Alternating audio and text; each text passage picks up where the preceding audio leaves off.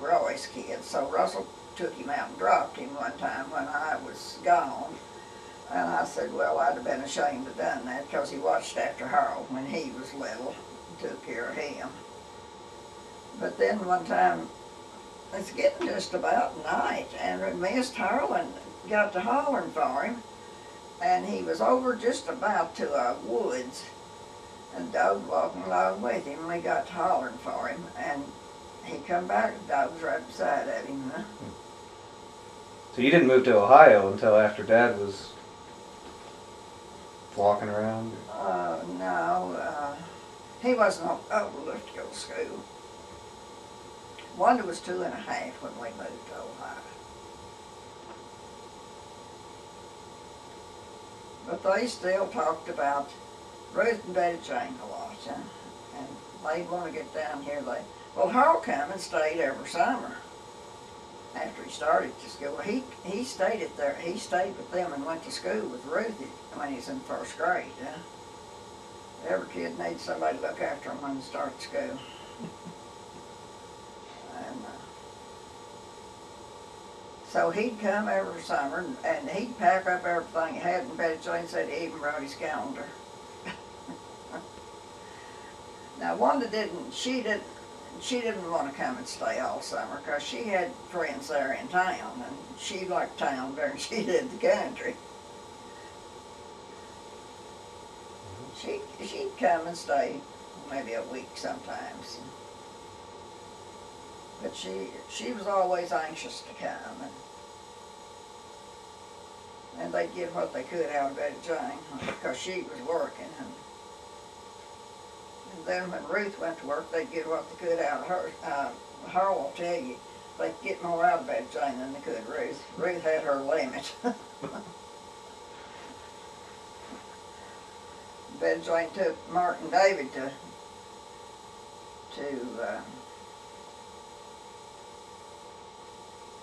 where was it?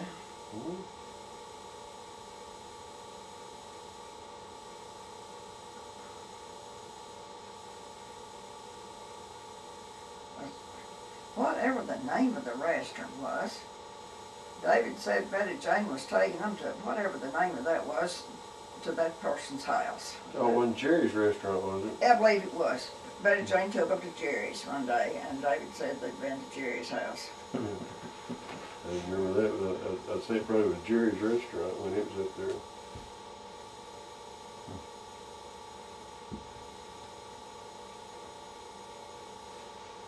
Did your dad? You said he grew hemp too, right? Did your dad grow hemp? I heard that was big in. Russell did. Oh. They raised it for the seed, and they had to have a government stamp to sell it. And I never did see them, but they cut that hemp, and I don't know if they put it in shocks. They probably did, like corn. And then they laid it on big sheets and beat it with a stick, I reckon. I don't know what to beat it with. They beat the seed out of it, and then they run the seed through something to clean it, to get stuff out they didn't want. And I said it wouldn't, and he said they'd have a big pile of chaff from that hemp seed laying out there. Doug would lay down in while they'd gone to eat dinner, and Doug would be so drunk couldn't walk when they come back. I said it wouldn't do to have that pile of stuff today.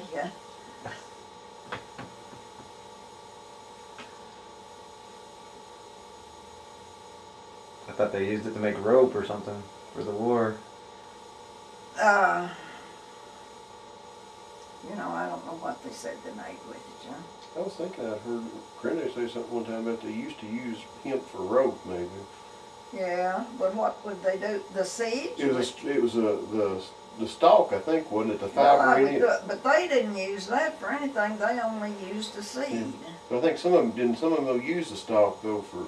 I think I've heard. So some of them may have used maybe some of them grew it for their seed, and some of them to produce for the next year's crop, and some of them maybe for the stalk for. No, it was sold for. Well, I know they used to talk about years ago people, getting the seed out of it and burning the chaff, they used to talk about the slaves on the plantations, old movies and things, you'd see them doing that, having the burn out there burning it and everything. I don't know what they did with that pile of hemp. Chaff, I think they scattered it on the ground.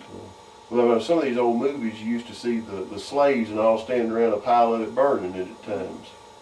I don't remember what movie it was. There was a movie somewhere, an old movie one time showing that. It seemed like I heard him say that I never did see anything about the hemp, see it growing or anything. But they seemed like it was some kind of oil or something they made out of the seed. Anyway, there's just certain places that would buy it and they had to have a government stamp to sell it.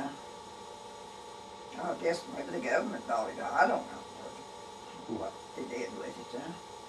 But it was stinking stuff anyway.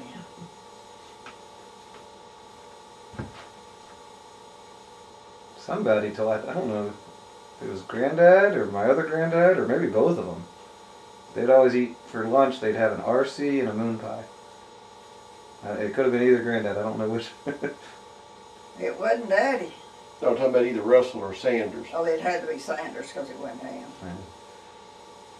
I used to hear people talking about the RC colas and the moon pie. Uh-huh. Of course, the RC cola I didn't mind, but the moon pie I wasn't all that crazy about. You can't hardly find RC anymore. Do they have it now? I've seen it occasionally, but hardly any stores carry it. Well, why would they be making it then? I mean, even when I was a kid, it was like the third biggest soft drink, I thought. Oh, it was? Yeah, it was Coke, Pepsi, and then RC. Yeah, I can remember having RC. Royal Crown Cola. But then it just kind of dropped off, and every now and then, very rarely, I'll see it every now and then. Yeah, I think I used to see RC.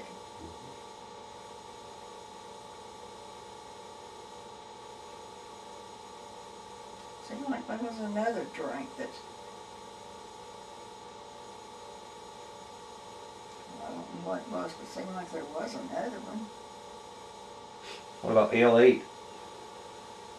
No? Now Dad tells a story about that the way that came out, that's how it got its name. It was A-Late 1. I've heard that. And I've heard Dad tell that several times. It comes out of Winchester, bottled in Winchester. But it's just a kind of a ginger ale type thing. I don't like ginger ale. And that's kind of what this A-Late 1 is. Well, there was a double something cola one there too. Yeah. I don't know what to know. I can't,